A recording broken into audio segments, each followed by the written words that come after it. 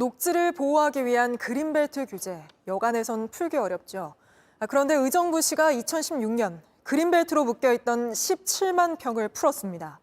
시민들 위한 문화관광단지 만들겠다, 공공사업 진행 못하면 다시 그린벨트로 환원하겠다, 정부에 약속하면서 규제를 풀었는데 그 약속은 전혀 지켜지지 않았습니다. 심지어 최근 이 땅에서 사업을 진행하던 민간업자가 땅 일부를 원래 사들인 금액에 1,000억 원을 더 붙여 팔려고 내놓은 걸로 확인됐습니다. 어떻게 이런 일이 가능했는지 먼저 정혜성 기자가 단독 보도합니다.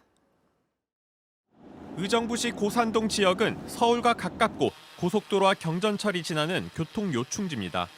하지만 그린벨트로 묶인 지역이 많아 개발은 더뎠습니다. 지난 2015년 당시 안병용 시장은 민관 합동으로 이 지역 20만 평을 복합문화융합단지로 개발하겠다고 발표했습니다. 문제는 17만 평에 이르는 그린벨트 규제를 풀어야 했습니다. 국토교통부는 세 차례 반려했습니다. 민간업자의 과도한 이익이 우려되고 공공사업이 제대로 진행되지 않을 수 있다고 지적했습니다. 싸게 땅을 분양받은 뒤 비싸게 되팔고 나가는 걸 우려한 겁니다. 그러자 의정부시는 공공사업을 진행하지 못하면 다시 그린벨트로 환원하겠다고 약속했습니다. 또 땅을 10년 안에 팔면 매입 원가로만 팔도록 조건을 걸겠다고 했습니다. 2016년 9월 그린벨트는 풀렸습니다. 하지만 약속은 지켜지지 않았습니다. 뽀로로 테마공원과 스마트팜 조성 계획은 없던 일이 됐습니다. 대신 민간업자는 공원 부지 11,500평을 2,300억에 내놨습니다. 공담으로 120만 원 뭐 그렇게 하던 게 지금은 뭐 700, 800 하니까 많이 올랐죠. 애초 1,300억에 매입했지만 1,000억을 더 붙였습니다. 민간업자 입장을 듣기 위해 찾아갔지만 만날 수 없었습니다. 대표님 지금 안에 안 계십니까? 지금 안 됐어요. 혹시 어디 가셨을 건데? 그린벨트 해제를 추진했던 안병용 전 시장은 문제될 게 없다고 했습니다. 땅을 누구에게 팔든 얼마에 팔든 그거는 제3자가 얘기할 바가 아니라니까. 관광객을 모으고 지역 일자리를 늘리기 위한 공익시설을 짓겠다던 이 부지는 대신 상업시설 용도로 바뀌었습니다. 요거에 대해서 계획이고 수시로 바꾸고 계획이 바뀐 것 자체를 그 통제는 전부 국토부가 한 거예요. 지역 주민들은 반발했습니다. 애초에 계획됐던 그 공익성 있는 사업들로 이루어진 게 아니라 주민들을 위한 시설은 사실 하나도 없었거든요. JTBC 정혜성입니다. 당시 안병용 전 시장은 이 사업을 치적으로 내세우며 3선에 성공했고 이 지역 정치인의 동생이자 무형문화재의 이름을 딴 교육관을 만드는 조례가 통과했습니다. 상황이 이렇게 흐르면서 지역을 위한 공공사업이란 말에 싼 값에 땅을 내준 주민들은 남 좋은 일만 시켰다고 억울해하고 있습니다. 계속해서 윤정주 기자가 보도합니다. 지난 2022년 4월 의정부 시의회에선 고성이 오갔습니다. 특정인에 대한 그 공간으로만 되는 것에 대해서는 우리 시민들께서 굉장히 우려하실 것 같아요. 민주당 한 시의원이 사업 부지에 문제숙 가야금 전수교육관을 설치하겠다는 조례를 발의하면서 일어난 소란입니다. 가야금 무형문화재 문제숙 씨, 지역 육선 의원 문희상 전 국회의장 동생입니다. 의정활동 12년 하면서 이런 조례는 처음인 것 같거든요. 꼭 이렇게 문제수이란 성함을 넣어야 되나? 특정인을 위한 공간 아니냐는 논란이 있었지만 조례는 통과됐습니다. 지난 2015년 시작한 복합문화융합단지 사업은 애초 관광을 위한 테마공원과 스마트팜이 중심이었습니다. 하지만 이듬해 그린벨트가 풀린 뒤 약속했던 사업은 사라졌습니다. 상업용 물류센터와 데이터센터 유치로 말이 바뀌었습니다. 주민들은 계획에서 소외돼 갔습니다. 공청회라는 설명회 이런 것들 전혀 없이 주민들 몰래 이제 사업이 바뀐 거기 때문에 이 개발 사업을 치적으로 내세웠던 당시 안병용 전 시장은 3선에 성공했습니다. 문화와 관광과 쇼핑이 어울려지는 문화복합 단지가 한 20만 평이나 되는 것이 의정부에 들어와요. 사업 결제 라인에 있던 공무원 2명은 퇴직한 뒤 해당 사업 민간업자가 운영하는 법인에 취업했습니다.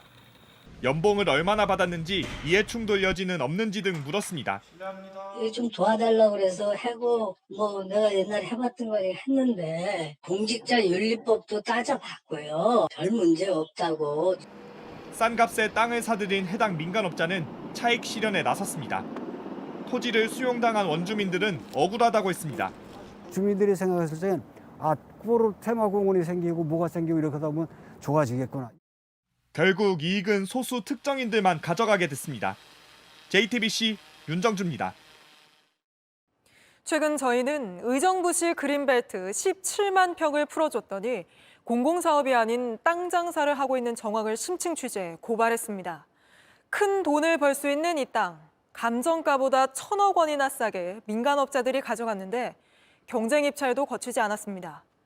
어떻게 이런 일이 가능했을까요? 먼저 정혜성 기자가 단독 보도합니다.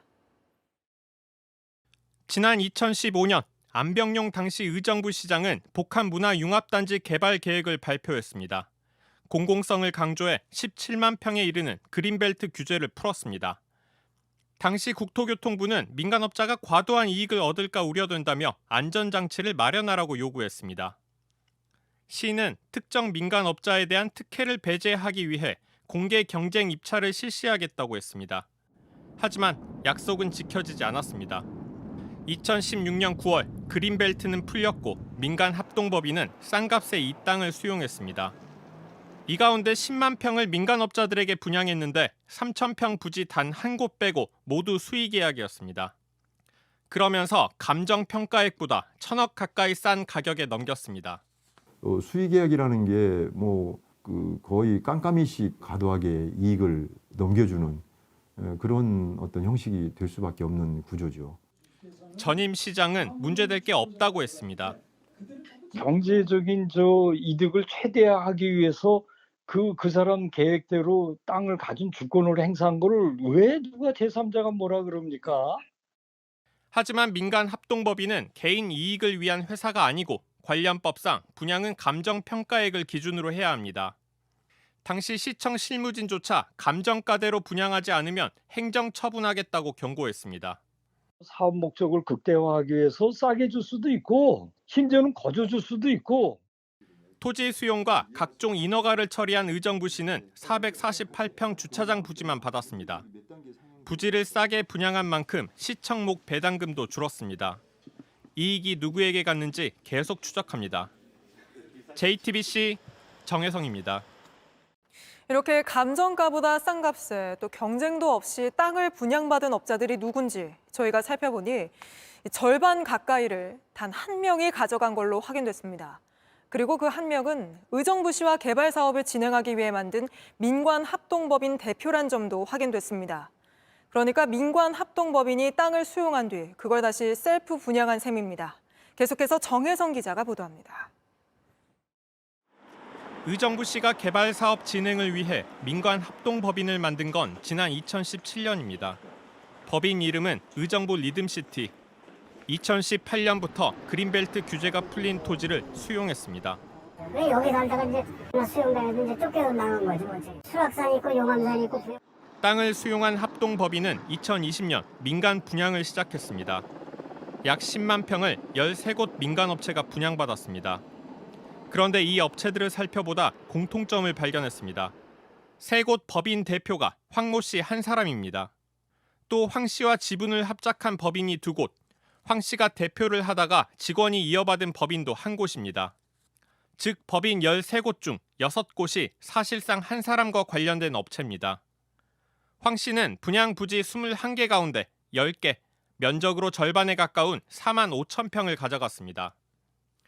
그런데 이상한 점은 또 있었습니다. 이 황 씨는 해당 사업을 추진하는 민관합동법인 의정부 리듬시티 대표입니다. 개인 내지는 거의 자기의 권한이 있는 그런 우지분 회사한테 다시 매각하는 형태 그냥 개발 이익을 아예 먹겠다는 그런. 민관합동법인 지분율은 민간 66%, 시청 34%. 개발 사업 의결권을 가진 민관합동법인 대표가 사실상 셀프 분양을 한 겁니다.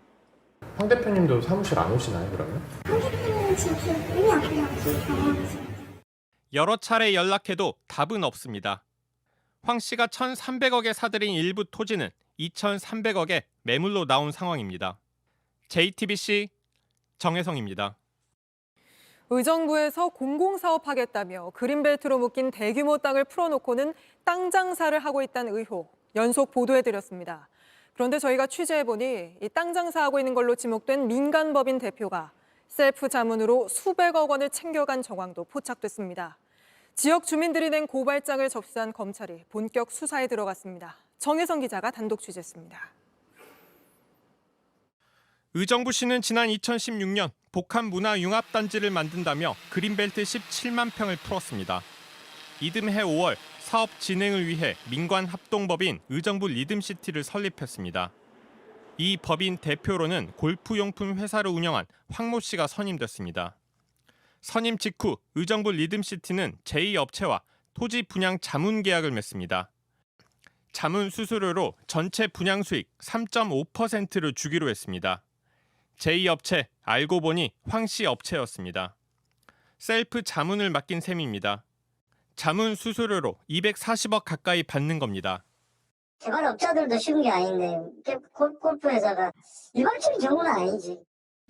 비슷한 시기 의정부 리듬시티는 Y업체에 아파트 개발권을 넘겼습니다. 이후 Y업체는 이 개발권 대가로 165억을 챙겼습니다. Y업체 대표는 황씨 측근이었고 황씨 법인 지분이 있는 계열사였습니다. Y업체는 주소도 의정부 리듬시티와 같았습니다. 사실상 페이퍼 컴퍼니입니다. 의정부시 관계자는 Y업체가 사업 초기 7,500만 원을 투자했는데 몇 년 만에 220배를 벌어간 셈이라고 말했습니다. 결국 황씨 측은 405억 현금 이익을 가져갔습니다. 어떻게 이런 일이 가능했을까? 전문가들은 민관합동법인 지분 구조부터 문제가 있다고 지적했습니다. 시청은 34%, 민간업자들이 66% 지분을 가지면서 통제할 방법이 사실상 없어졌다는 겁니다. 이사회의 참여의 숫자를 5명인데 1명밖에 참여를 못하는 그런 어떤 의사결정 구조. 검찰은 고발장을 접수하고 본격 수사에 들어갔습니다. 황 씨에게 수차례 연락했지만 응답하지 않았습니다. JTBC 정혜성입니다.